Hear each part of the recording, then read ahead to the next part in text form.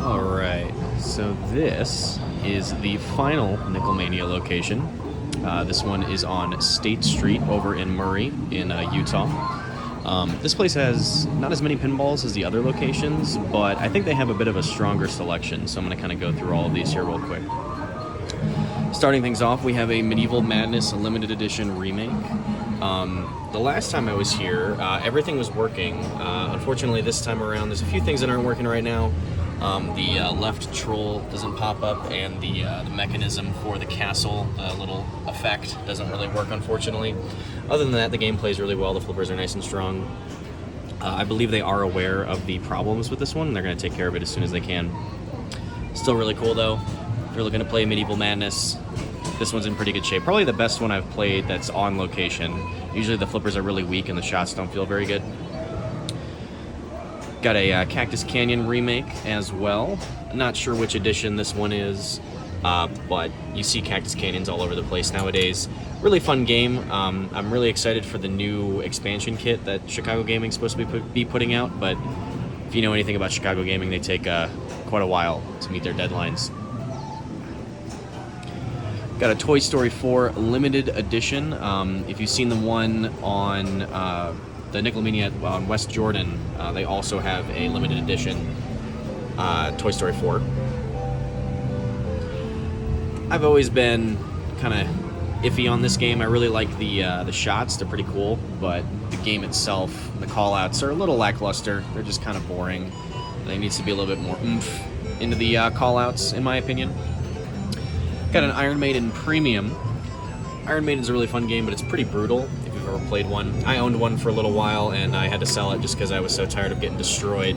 But it's a really fun game with some cool rules, not too complicated, and really fun to play.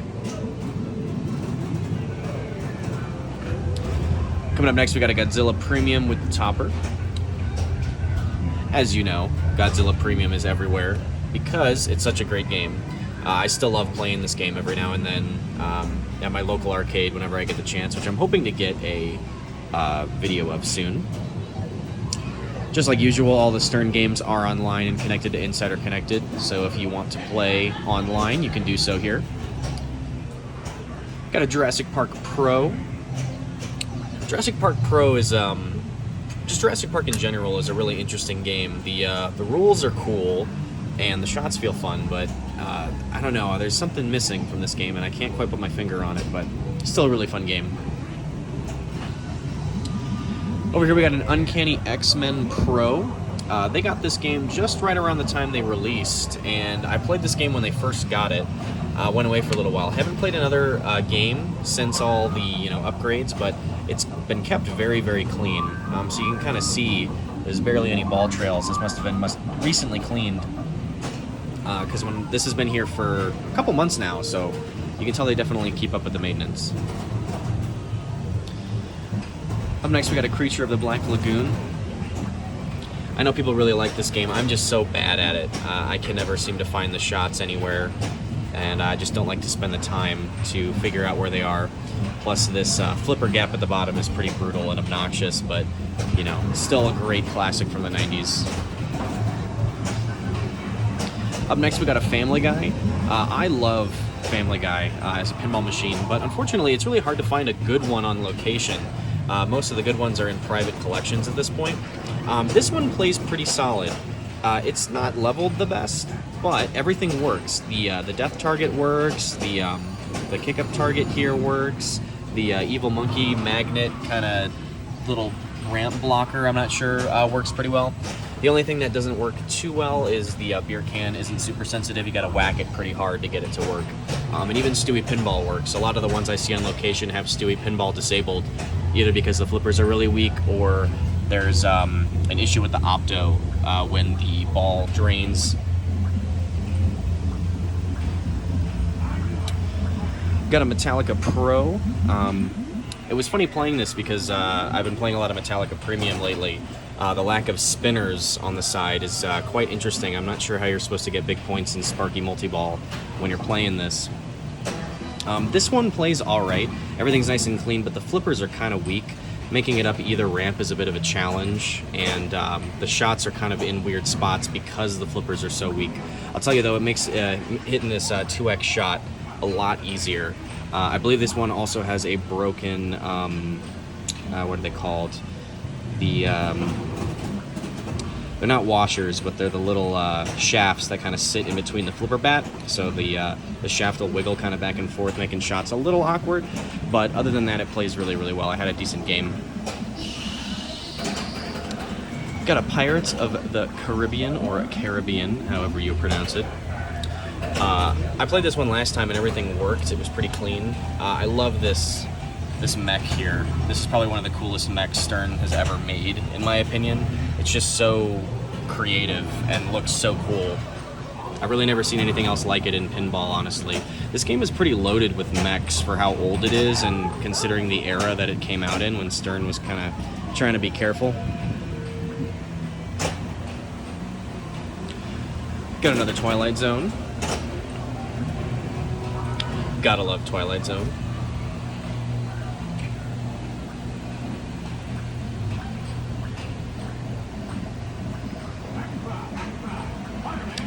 Got a Data East Simpsons over here.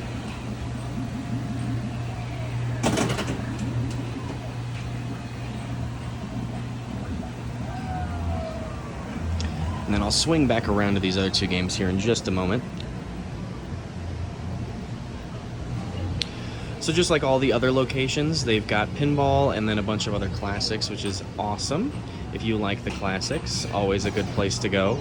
Again, I'm not going to go over every single one of these because you've seen them pretty much everywhere at this point. And then the other half of the arcade is all redemption stuff and whatnot. This one kind of has redemption spilling into the other sections just a bit.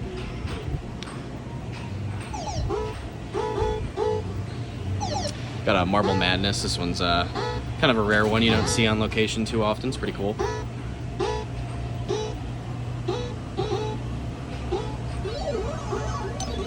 Bubble Bobble. This one's in a little rough shape here. You can see this one's been played quite a bit. Got a stand-up Star Wars trilogy, which is cool. Spider-Man.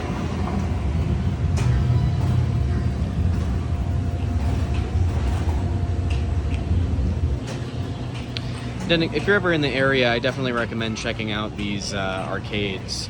Again, when it comes to the pinball, you know, sometimes they're going to be leveled a little weird. The flippers might be a little weak here and there, but for the most part, they do a really good job.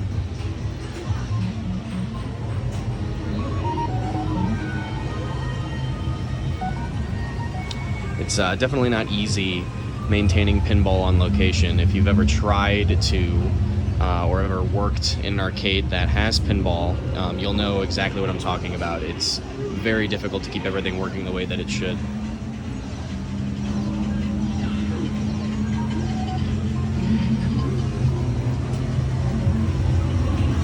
And then back here, some kind of older Raw Thrills games. They got a regular Guitar Hero 3, some sit-down cabinets. I believe this location also has another DDR. Good old Rampage. Everybody loves Rampage.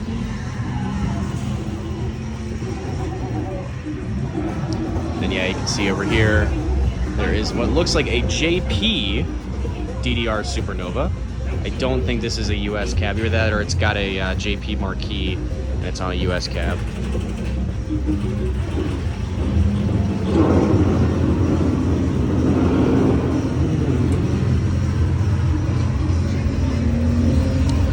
Alright, and then real fast, I'm going to go back over to those last two games in the pinball row. I'll get you guys another kind of view of all the pinballs here.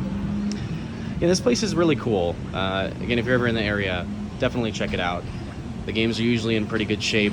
And the only problems you'll probably end up running into are the occasional mech kind of being a bit funky, the flippers maybe being a little weak, but I'd say the most common problem you'll find is the games are not leveled very well.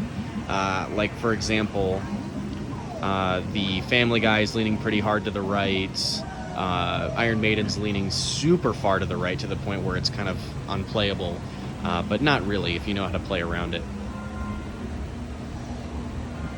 Alright, and then we got an Addams Family over here. Can't have a pinball arcade without an Addams Family. It's kind of insane how profitable this game still is in the modern world. Everybody just loves it. It is one of the most recognizable pinball machines of all time. And then over here we got a Spider-Man. Spider-Man's also a really fun game. It's kind of easy though, which is surprising for a Steve Ritchie game. Most Steve Ritchie games are pretty brutal, but the shots just feel really well. Another thing that's interesting about this game is how thin these ramps are. You think they would be really difficult to hit, but they're really not. Honestly, the hardest shot to hit is the Doc Ock shot. It's kind of neat, just how all the geometry kind of works in this game.